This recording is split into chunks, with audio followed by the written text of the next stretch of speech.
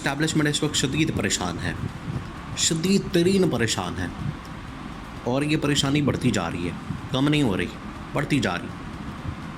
क्योंकि जो ये हुकूमत गले पड़ चुकी है, ये कारकर्दगी तो दिखा नहीं रही।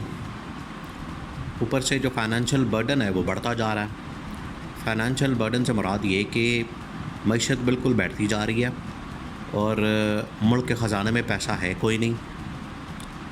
किस्तें वापस करनी हैं, पैसा वापस करना है, कर्ज़ बढ़ता जा रहा है, अखराजात बढ़ते जा रहे हैं और इन्वेस्टमेंट भी कहीं से नहीं आ रही। जो सबसे परेशान कुन या तशवीश वाली बात है कि पैसा कहीं से भी नहीं आ रहा। और इस्टेब्लिशमेंट तो चाहती थी कि ये गवर्नमेंट आ जाए, चले हमें थोड़ा सुकून हो जाए, लेकिन अब वो तो ज़माना नहीं रहा। जंगें जुंगें जब लगी होती हैं अफ़गानिस्तान वगैरह में तो तब बड़ा डॉलर आ रहा होता है, तब तो बड़ी मौजें होती हैं। अब तो आपको या तो मेहनत करनी पड़ेगी, मुल्क के अंदर स्टेबिलिटी लानी पड़ेगी और मैंडेट वाली हुकूमत बनानी पड़ेगी, इमरान खान को मैंडेट देना पड़ेगा, तब लोग आपके मुल्क में इन्वेस्टमेंट करेंगे। अदरवाइज़ बड़ा मुश्किल है, बहुत मुश्किल है।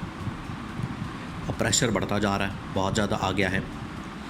तो फिर इस्टेब्लिशमेंट के पास तो दो ही ऑप्शन बचते हैं कि या तो मुल्क में फ़ाइनेंशियल एमरजेंसी लगा दें और उसके बाद ये ख़ुद टेक ओवर कर लें, जिस तरह से वैसे लगी तो वही है।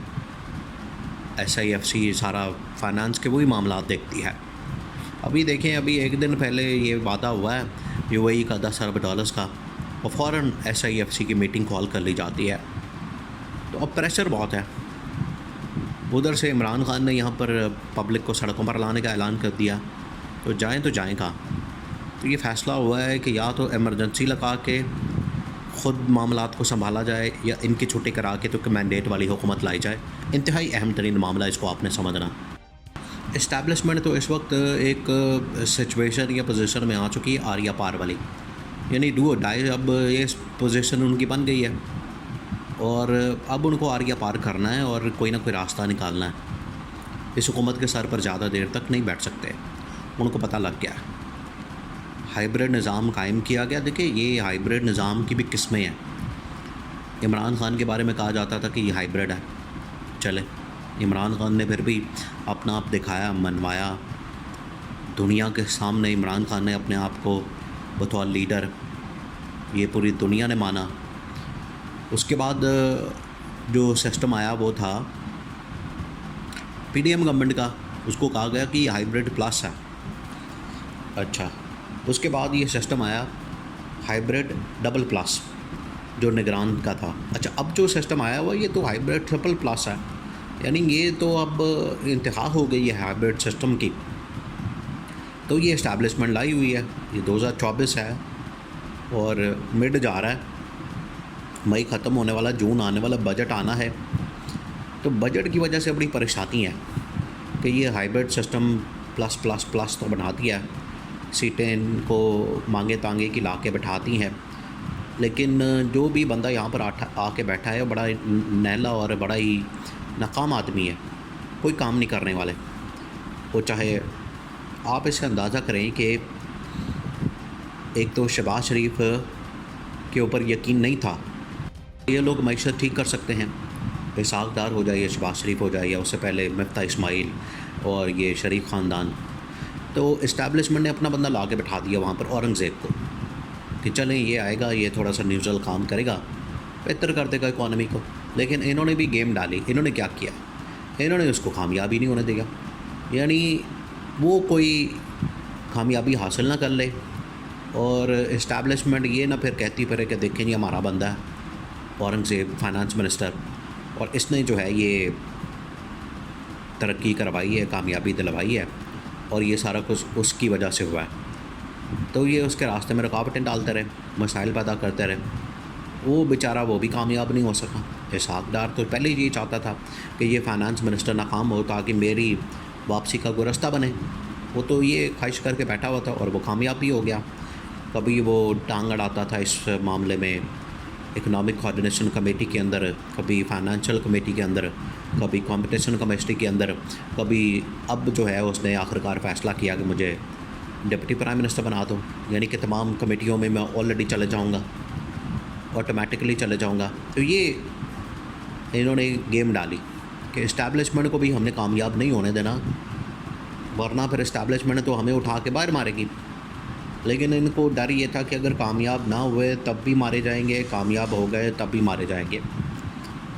तो अब इनको ये नाकामी जो है वो इनके गले पड़ चुकी है।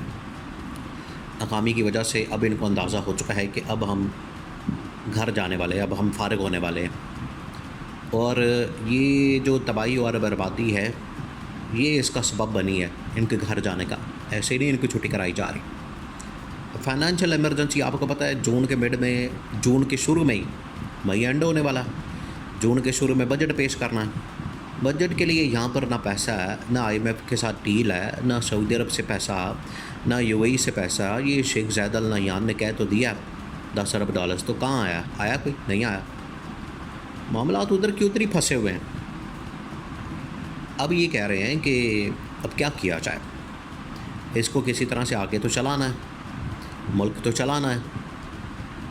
अब ये कह रहे हैं कि या तो फिर इमरान खान को अगर नहीं लाना तो फिर हमें खुद ही टेक ओवर करके फाइनेंशियल इमरजेंसी लगानी है, और अगर इमरान खान को लाना है फिर भी इस हुकूमत को तो घर भेजना पड़ेगा। दोनों जो सूरतें हैं उसमें हुकूमत की छुट्टी बनती है, या वो इस्टेब्लिशमेंट वाले खुद आ जाएं, टेक ओवर कर लें, या फिर इमरान खान को ले आएँ और इमरान खान आके टेक ओवर कर लें। दोनों सूरतों में शहबाज शरीफ की छुट्टी बननी है। अब इमरजेंसी वाली सिचुएशन इसलिए समझ आती है, टेबल जब बिछाई जाती है, रखी जाती है, तो ये सारे सिनेरियो एक सिमुलेशन होती है। सिमुलेशन से मुराद ये कि एक पूरा एनालिसिस किया जाता है, टैक्टिकल एनालिसिस, स्ट्रेटेजिक एनालिसिस, कि ये करेंगे तो इसका फ़ायदा क्या होगा, ये करेंगे तो इसका नुकसान क्या होगा, ये करेंगे तो इसका कितना फ़ायदा कितना नुकसान होगा, ये सारा देखा जाता है।